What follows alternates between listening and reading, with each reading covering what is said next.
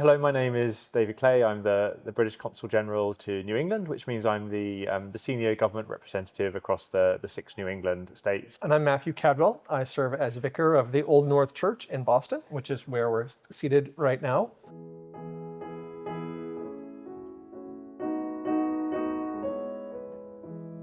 So it's really interesting to be here to discuss the correspondence between Benjamin Franklin and David Hartley, part of the earliest sort of diplomatic exchanges between the UK and what go on to become the United States. Old North is the oldest church building in Boston, the oldest standing church. And we're famous, of course, for our role early in the American Revolution, when on the night of April 18th, 1775, two members of the congregation shone two lanterns from the church steeple as a signal from Paul Revere to other patriots that the British troops were moving toward Concord by a water route to if by sea, is how that's remembered. So we're here at Old North as an example of the historic, sometimes complicated, but today warm relationship between the United States and the United Kingdom. So David, in reading the letters between Benjamin Franklin and David Hartley, what stood out to you in terms of their relationship?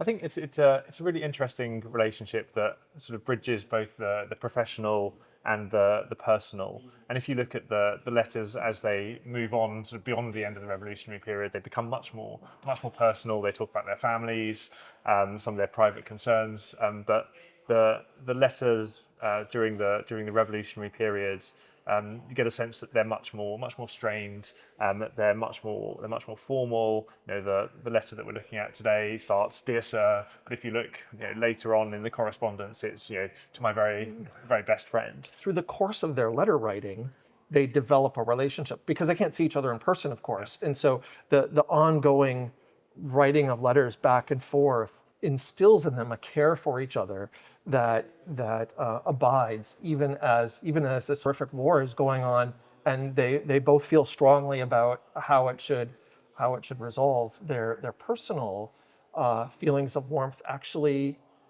grow and develop. And I think that personal aspect really kind of helps the relationship to endure through the disagreements that they have, particularly during the Revolutionary War. So, for example, when Franklin was negotiating the alliance with France in Paris, and at that period there were clear disagreements between Yes. Between the two. But I think their shared intellectual foundations, their shared background as scientists, I'm sure helped to kind of protect the relationship and to allow them to continue the exchange that they had. Right, and it's interesting too that they use their developing relationship to the benefit of their respective countries.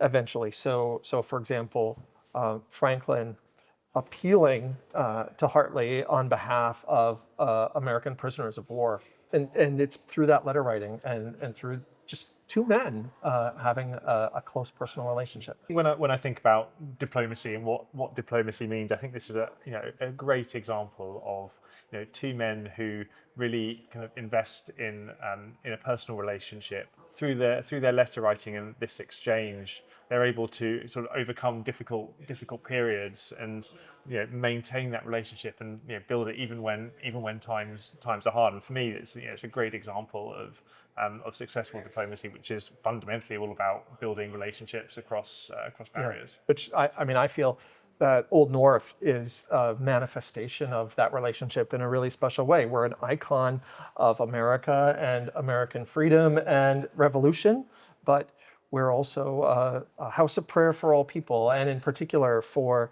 the British community in Boston. And so we hold on to that as being central to who we are and our values. And I think even those of us who are not professional diplomats, unlike David, can learn a lot from that as well, right? About maintaining relationships or building relationships, ongoing relationships with those we care about, even when we disagree, right? And finding ways not to just retreat to our respective sides, but to always stay in communication so that we can learn from one another and care for one another in an ongoing kind of way, even when we don't always agree.